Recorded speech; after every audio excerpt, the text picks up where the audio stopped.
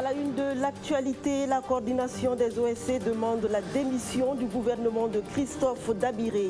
L'attaque lundi du détachement militaire de Koutougou qui a occasionné la mort de 24 soldats semble être la goutte d'eau de trop. Face à la presse cet après-midi, les organisations de la société civile ont déclaré l'exécutif incapable de venir à bout du terrorisme au Burkina Faso.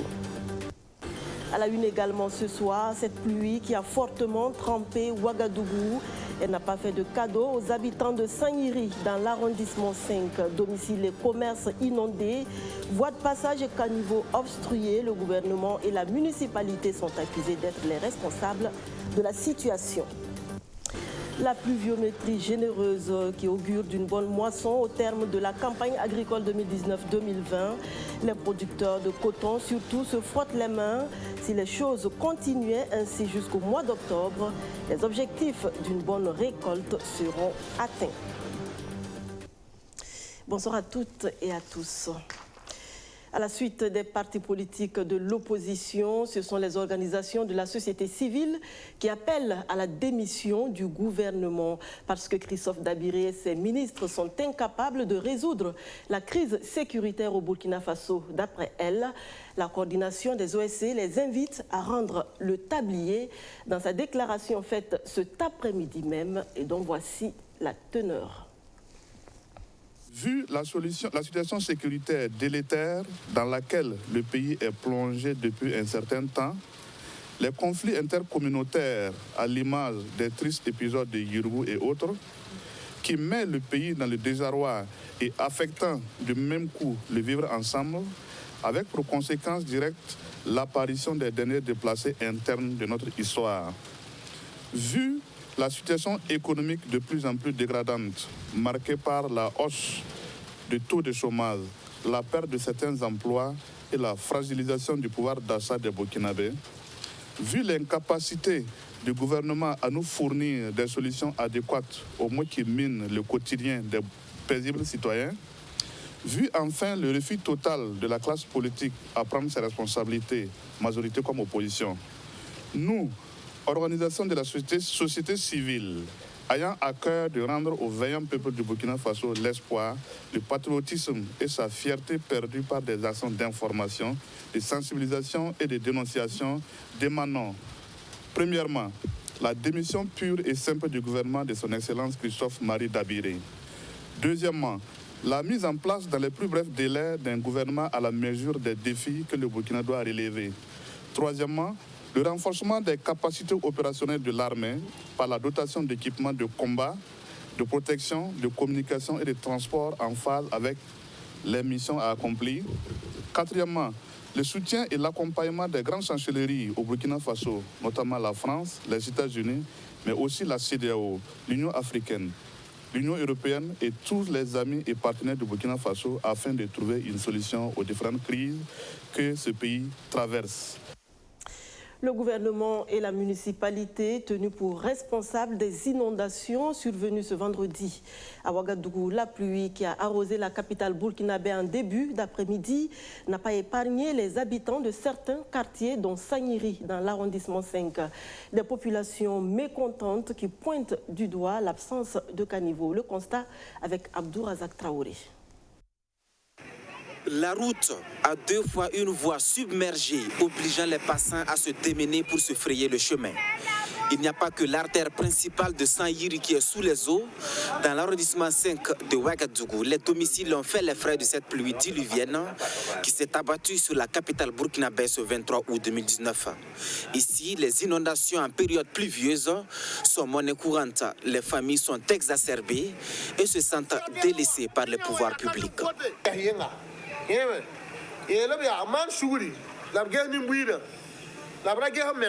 Il faut que les responsables du pays s'occupent de nous. Ils ne pensent qu'à eux-mêmes. C'est pourtant nous qui avions voté pour eux. Ils nous ont délaissés. Le maire, les conseillers municipaux, tous sont absents.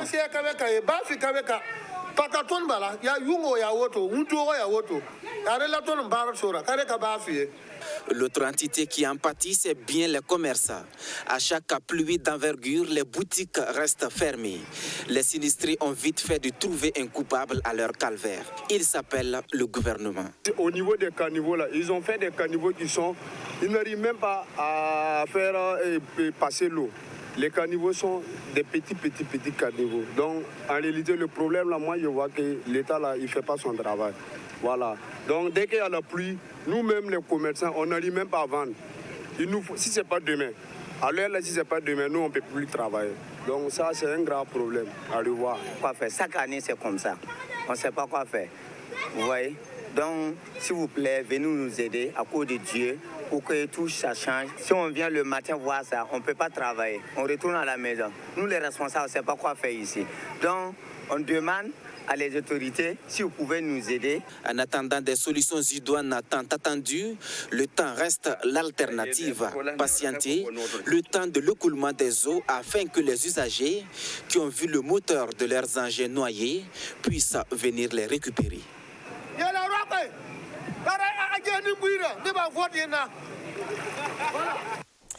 Une bonne pluviométrie, les producteurs de coton l'appellent de tout leur vœu pour de bonnes récoltes. Le bilan à mi-parcours de la campagne agricole 2019-2020 donne en tout cas de l'espoir avec dans son ensemble une bonne physionomie. Nous sommes allés au constat dans 3 localités de l'ouest du pays, Digne dans le Kénédougou, Kéra dans le Mouhoun et Gombelédougou dans le Tui. C'est le grand format de ce 19h30 et il est signé Sotuo Justin Dabiré. C'est à Gombelédougou, village situé à 18 km du département de Koumbia dans la province du Tui, que débute notre balade dans les champs. À Gombelédougou, nous avons rendez-vous avec Jean Kani, un producteur de coton. Où à l'épaule, et nous voilà dans son premier champ de coton de 15 hectares. À vue d'œil, les cotonniers se portent bien malgré un début difficile de campagne dû au manque de pluie. Oui, bon, présentement ça va, ouais, de vue vraiment ça va, quoi. Maintenant il reste la lutte de traitement. C'est ça qui reste beaucoup. Et là, il ne faut pas s'amuser avec ça, quoi. Sinon, présentement, le cotonnier se porte bien. Sur cette autre superficie de 15 hectares, les cotonniers affichent une bonne physionomie. La pluie arrose bien les plants qui sont au stade de floraison. Il ne reste plus que la phase butage des champs après les 2 premiers traitements déjà effectués. Jean Kani espère récolter à la fin de la campagne 40 à 50 tonnes de coton sur ces 30 hectares de superficie. Pour parvenir à cette production, M. Kani bénéficie de l'appui des agents terrains de la Sofites, la Société des fibres textiles, pour le traitement de ces champs. Des intrants, des insecticides ont été mis à sa disposition, mais beaucoup reste encore à faire. La quantité n'est pas suffisante. Parce que le plus souvent, quand vous allez pour acheter, même si tu veux 20 sacs, on va te donner peut-être 5 sacs. Quoi. Il faut quand même que la Sofites arrive à nous donner exactement les insecticides qui peuvent quand même éliminer les insectes sur le coton. Il y a de ces insecticides-là qu'ils disaient qu'ils allaient nous donner, très bons, mais jusque-là, on n'a pas ça. On n'a pas eu ça. À Kéra, village situé dans la province du Moun, Lamoussa Tamini, un producteur de coton, nous conduit dans son champ de 21 hectares. Ici également, la pluie a été une difficulté pour les producteurs malgré le beau visage qu'affichent désormais les cotonniers. Ça va, 600 quoi. On peut dire que ça va. Les insecticides que nous avons reçus sont bons. Aujourd'hui, nous n'avons plus de problème de chenilles dans notre zone.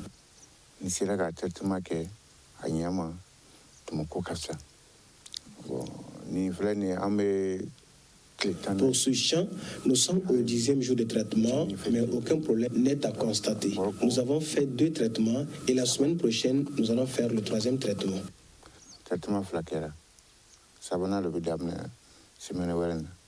Le champ de Lamoussa Tamini est au stade de floraison et d'ouverture des capsules. Il ne lui reste plus qu'à suivre les autres traitements et faire le butage pour atteindre la production de 40 tonnes qui est attendue.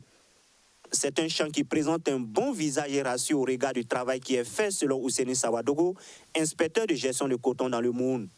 Vu le démarrage tardif des pluies, donc on vient trouver vraiment que le champ vraiment a eu une évolution. Donc on veut dire que vraiment il s'est mis vraiment au travail. Et voilà le résultat qu'on a aujourd'hui. Donc c'est vraiment satisfaisant. La troisième et dernière étape de notre balade est d'Ain, dans le Kénédougou, village situé à plus de 100 km de Bobo-Dioulasso. Issou Bagayoko nous accueille dans son champ, un champ qui entame sa dernière phase de croissance avec une bonne physionomie. Mais tout n'a pas été facile au début car le champ a reçu la visite des chenilles. Mais grâce à l'accompagnement de la Sofitex, Issouf ne parle plus d'insectes ou de chenilles dans son champ à ce stade. La Sofitex est venue voir s'il y avait des chenilles. Après avoir constaté leur présence, ils sont venus avec des insecticides avec lesquels nous avons traité les champs. Aujourd'hui, nous ne parlons plus de chenilles dans notre champ. Si la physionomie des 3 champs visités augure de bons résultats, ce n'est pas le cas dans beaucoup de champs encore au stade de saclage. La véritable difficulté reste la pluie et ses caprices qui ont obligé de nombreux producteurs à reprendre les semis. À l'Union nationale des producteurs de coton du Burkina, UNPCB, le bilan de la campagne à mi-parcours est jugé satisfaisant. Actuellement, c'est la période de sarclage et d'habitage pour d'autres. Voilà, donc depuis la phase un peu difficile des semis, voilà, donc actuellement les producteurs sont vraiment engagés dans les champs et en tout cas ça se passe bien pour le moment.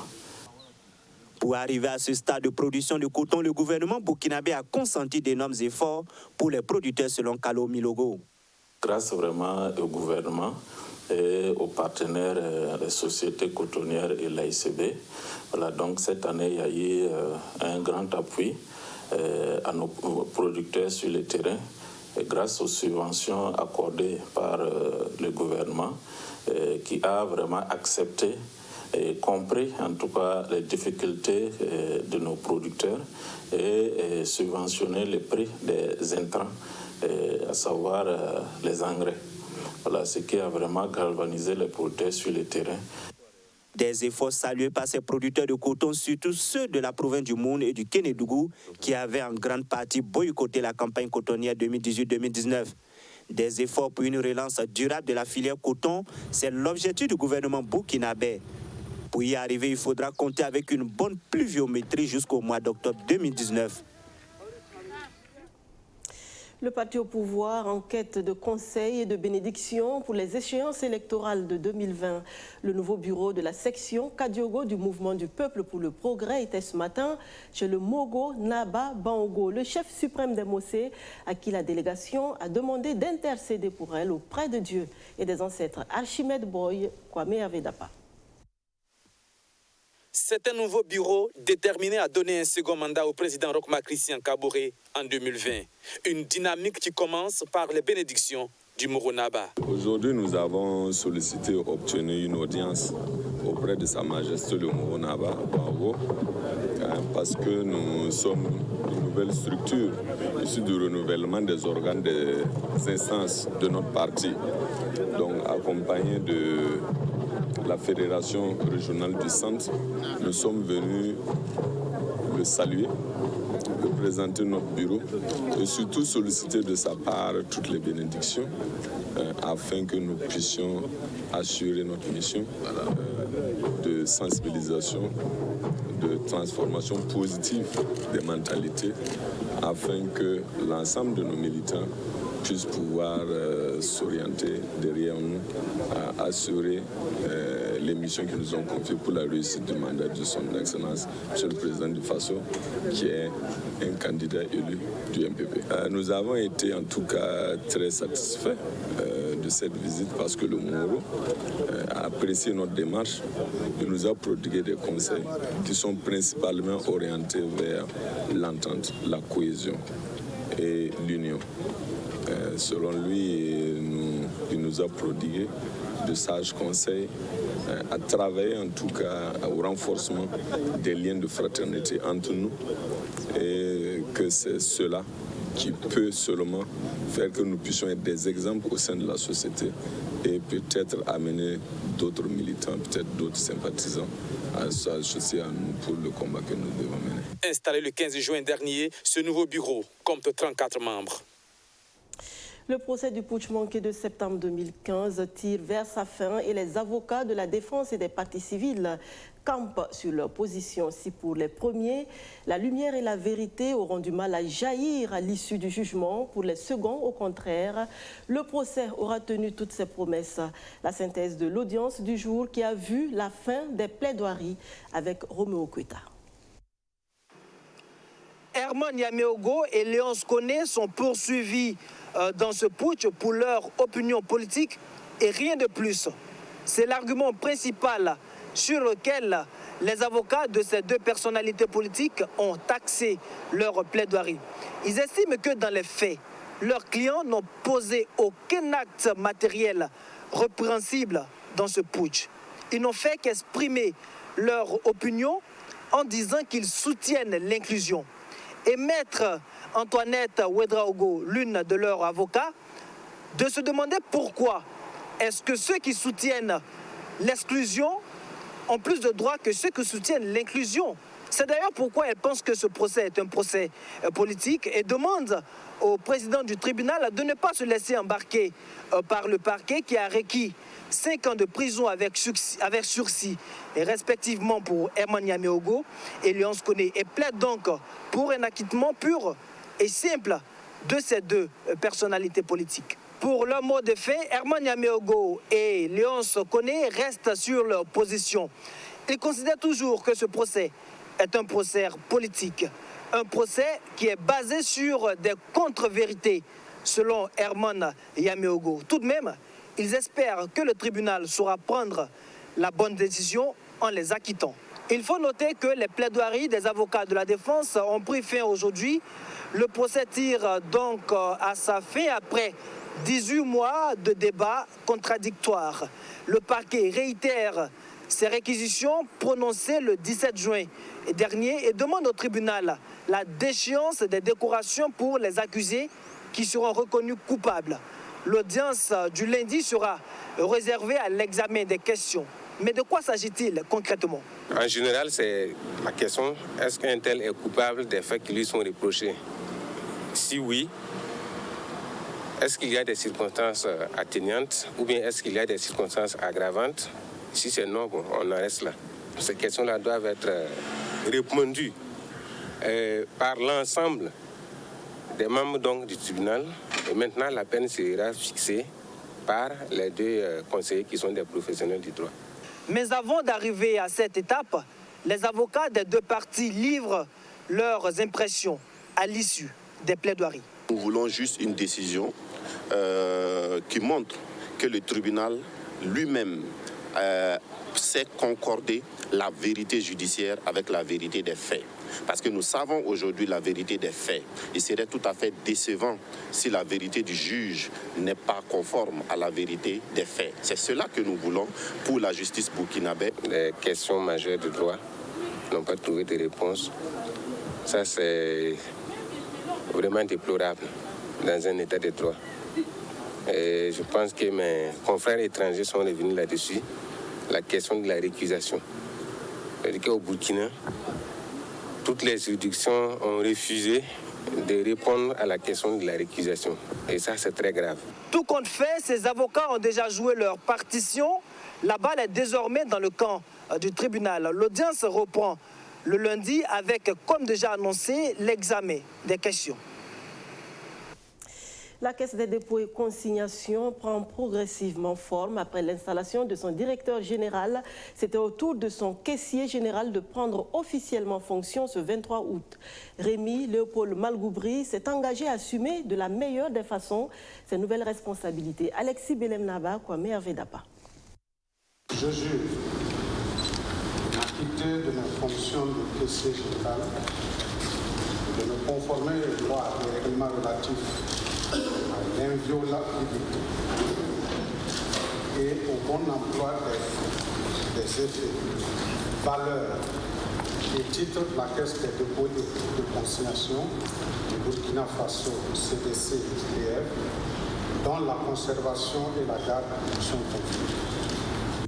La conformité aux lois et règlements relatifs à l'inviolabilité des valeurs de la Caisse des dépôts et consignations CDC du Burkina Faso, c'est cela la responsabilité à assumer par Rémi Léopold Malgoubri, qui a prêté serment ce 23 août.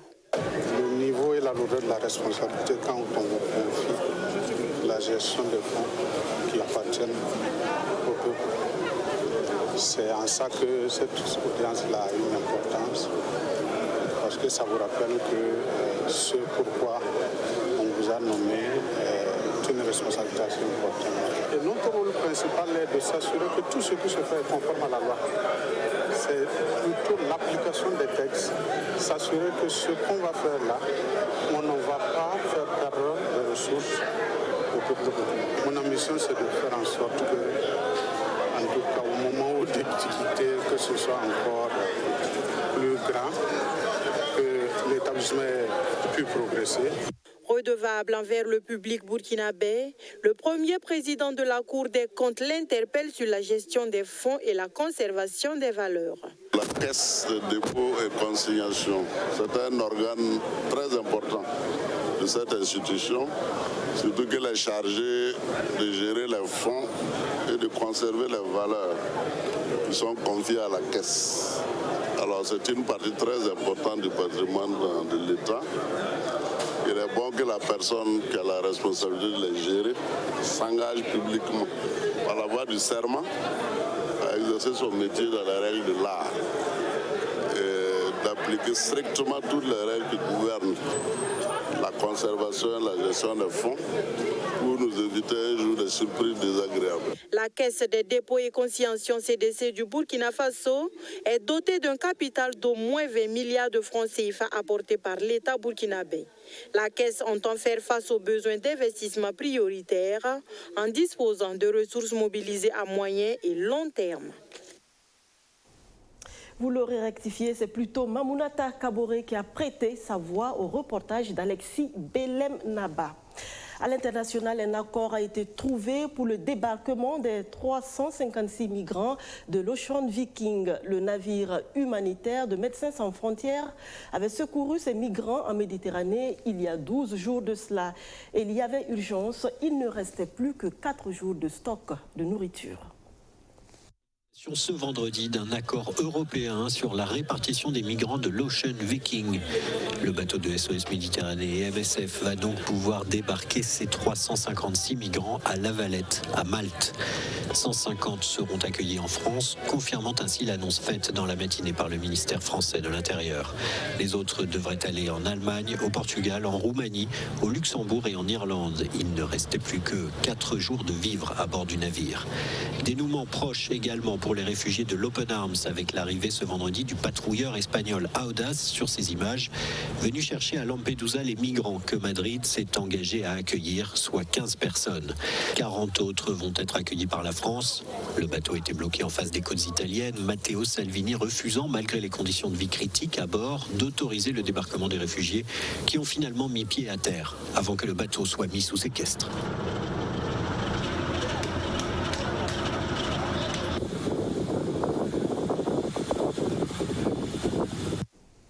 La couleur rose existe et il faut y croire. Croyez également que le rire est la meilleure façon de brûler des calories. Croyez au baiser, en l'amour, beaucoup d'amour. Et quand tout semble aller mal, efforcez-vous de croire en de lendemain meilleur. Et oui, demain est un autre jour, une autre vie pleine de miracles. Merci de rester fort, merci de rester confiant, merci de rester vivant et merci surtout de nous choisir. À très vite, bon week-end.